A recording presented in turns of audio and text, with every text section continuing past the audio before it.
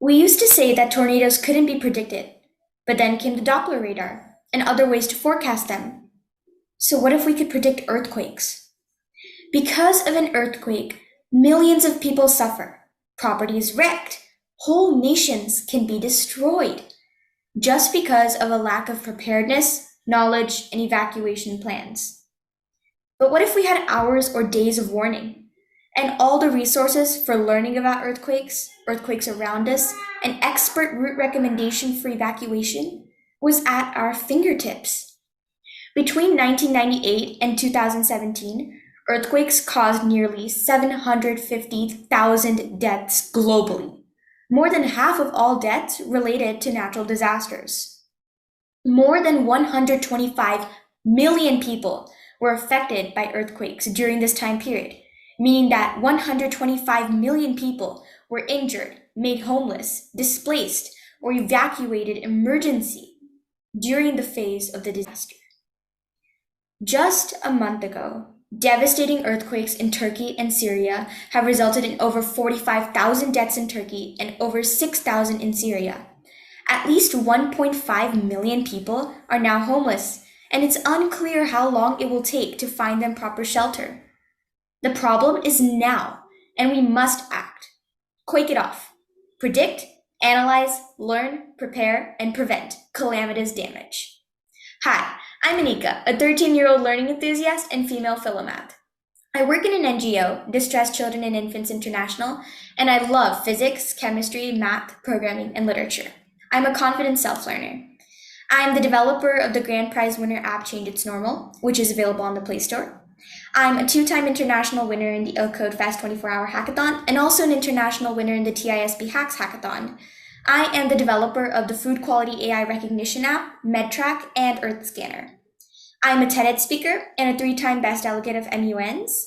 I am the author of 2 books, and I'm recognized as India's top young problem solver by HCL Jigsaw. And I'm an honorary mention title holder in the Johns Hopkins University SCAT math test, and a national winner in the Spelunthon Spellbee 2019. Today, I'll be showing you Quake It Off, an AI and ML-based app that will save lives. I created it in my clever 2-week internship. How exactly will this app save lives? Let me explain. Quake It Off is a web application that uses machine learning and data analysis to help predict and analyze earthquakes. It provides concise, accessible, and multimedia learning resources about earthquakes and safety, prepares people for earthquakes, and prevents catastrophic damage thanks to all of its features. The 5 main features in question of Quake It Off are: predict earthquakes and their impact, provide ways for the user to know if they are in danger zones of an earthquake, recommend the most effective routes and strategies for shelter and responding to an earthquake, analyze and let the user analyze the areas affected by earthquakes in real time and in the past, and educate the user about earthquakes, safety, first aid terminology, and more. Now, with all those brilliant features in mind, let me demonstrate Quake It Off and show you how to use the app and do a quick run through the code. So to start up the app, I will write this code in the terminal in your local directory. And voila. So this is the application, Quake It Off. It'll take a few seconds to load, and there you have it. So the home page is the earthquake prediction page and the map analysis page, and it has all the live and future predictions. So you can view the current earthquakes happening or that have recently happened across the world and near you. And you can also see the current and future prediction of any earthquake that might occur near where you are.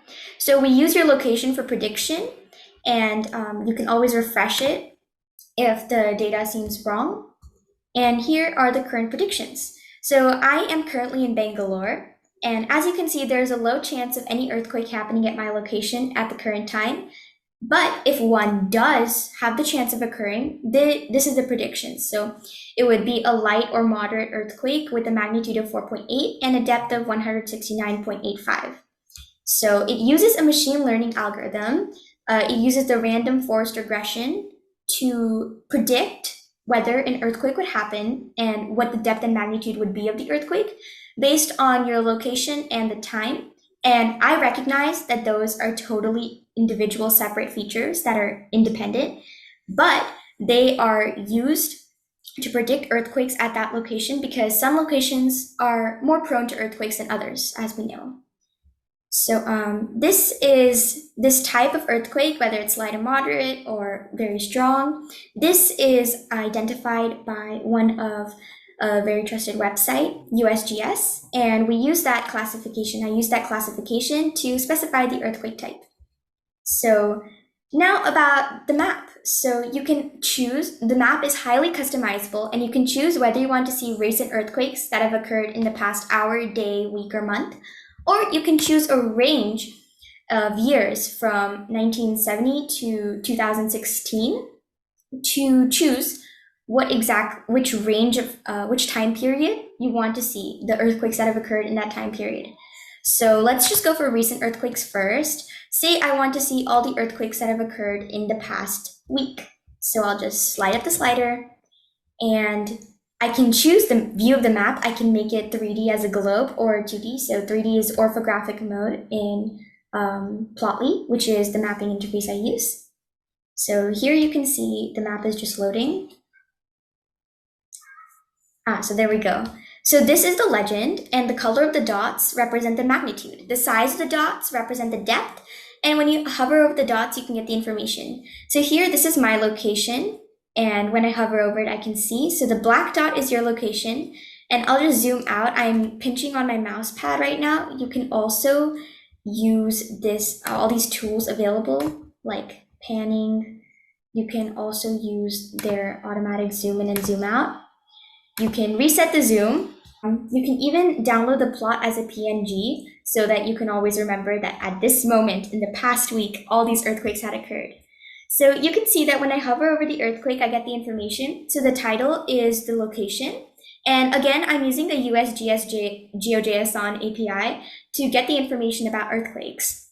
And so here I can see the depth, latitude, longitude, and magnitude. And if I just want a quick analysis, I can always use the legend, which is really helpful. So I can scroll through, and if I want a more immersive experience, I can always zoom in, or I can even choose 3D, which has almost the exact same tools as 2D, except it's pretty fun to rotate the globe. And once again, it'll center onto your location. So there we go. So this is the 3D version of, let's say I want to see it in the past hour. I want to know the earthquakes that have happened right now and till the past hour. And what I'll be doing soon is I'll just be converting this and adding a fifth property that when you hover it shows exactly what time this earthquake has occurred. I think that would be really helpful for my users. So here you can see I'm rotating and just navigate. Ooh, a 6.9 magnitude earthquake at Ecuador. Okay. This has all occurred in the past hour, and this data is updated every minute. And so it's highly reliable and also super helpful. And once again, this is my location. So there you have it, the highly interactive mapping. And what about choose the range? So I want to show you guys what's exactly going to happen when you choose the range. So this is a double-ended slider, and you can drag both ends to see the precise range that you want. So you drag the range, and if you want to see it in just 1 year, there's a trick. You can just drag this dot right at the same point. So this will just load up.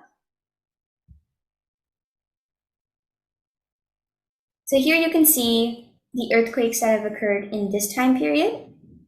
Once again, you've got a legend of the magnitudes and the size of the depth. The size of the scatter point is based on the depth. Okay, very interesting. When you scroll all the way down, you can also see the future predictions. So since Bangalore is a place that doesn't often face too many earthquakes, most of the predictions are the exact same as today, which means that there will always be a low chance of earthquakes happening at my location. So it goes up all the way till 7 days from today, and it predicts for every single one. And now for the Information Hub. So the Information Hub lets you get information about natural disasters, how to recognize them, what to do when one occurs, first aid, safety tips, and more. So here you can see a whole bunch of columns of the main topics that you can learn about: spotting natural disasters, safety tips, relevant first aid. I'm going to go ahead with earthquakes. So when I choose earthquakes, there's a lot of subtopics. preparing for earthquakes, predicting earthquakes, why and how earthquakes happen, all the way down to terminology. So see, I want to know about preparing and responding to earthquakes. This is the success message that confirms what you've selected.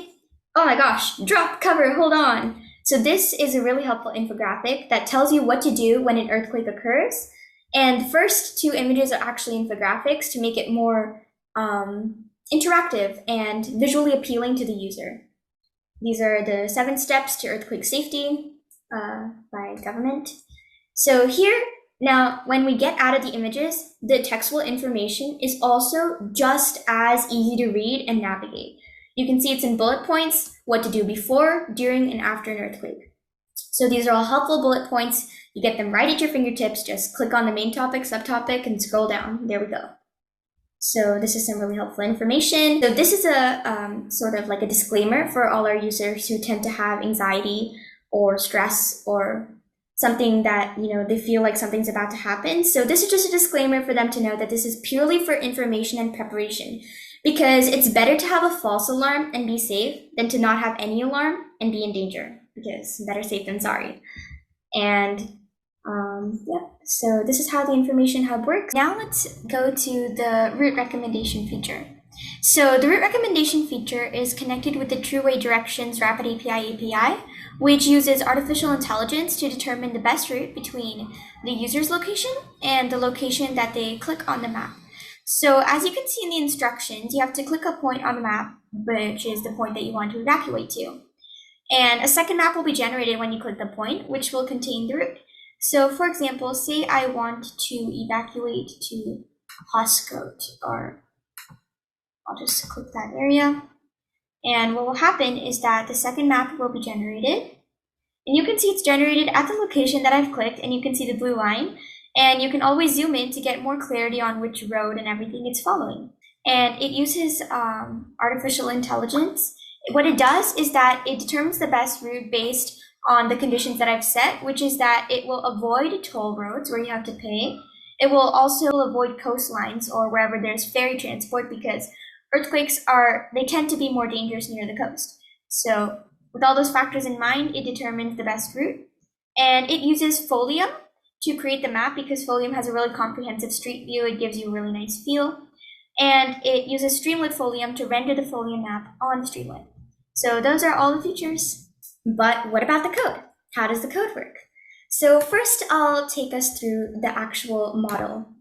So here I've got a machine learning model code. So I use the scikit-learn model, sklearn, to get my random forest regressor actually. And what I do is I have this data set, which is really heavy, and I extract the first 50,000 rows, and don't worry, the accuracy is just as much as if I used all the data I checked. And what I do is I convert all the dates and hours to timestamps, Unix timestamps, so that it's easier for the machine learning model to train it. And then after converting it, I keep the factors that affect it as the timestamp, latitude and longitude, that is the location and time. And the results will be the depth and the magnitude of if an earthquake is about to occur. And then the random forest regressor trains the model, and Pickle saves it, and this is just a random prediction I did, So this is the earthquake prediction model.pkl. You can see this file over here. And my actual code, so this is just some Streamlit UI formatting and all. So here I use some HTML as well. So I use the IP address of the user, which is not as accurate, and I plan to improve that. And over here, you can see that the model is loaded, and it is used to predict based on the user's current latitude, current longitude, and the current time. So we use the time module to get the Unix timestamp of the current time. And here, this is the code for the map, and what we basically do is, so I had to do a lot of logical thinking in this section. It was really difficult. It was so tricky to figure out how I would keep on calling this map based on the user's choice, and function save the day. So what I do is I keep a data set, and then I add a row to the data set that contains the data for each earthquake that is taken from the URL. So this is for the recent earthquake. So we have 4 separate URLs for the past hour, day, week, and month. And each URL is chosen based on it. Like, I'll show you the code. If the user picks past hour, then they use this URL, and then it gets the coordinates for this URL in particular. And likewise for whatever they pick. And this updates the projection type to orthographic or regular based on the 2D or 3D. And it also centers it accordingly. So this looks easy, but it was definitely really tricky to figure out, considering that it's my first time handling data and data science and doing machine learning and all that. So yeah, this is how we predict for the next 7 days. It basically just increments the time and uses the same latitude and longitude if the user changes their latitude and longitude. So I will soon program that. And there you go. That's the earthquake prediction. So that is my project code, and that is my project, and I really hope you enjoyed that. And I would just like to end by adding some more disclaimers. You can check out the technology section in the user manual, which is linked to this video's description, to check out all the technologies that I've used. And be sure to check out my app's GitHub page, which is also linked so that you can run the app. The user manual has all the steps you need to run the app in the using the app section.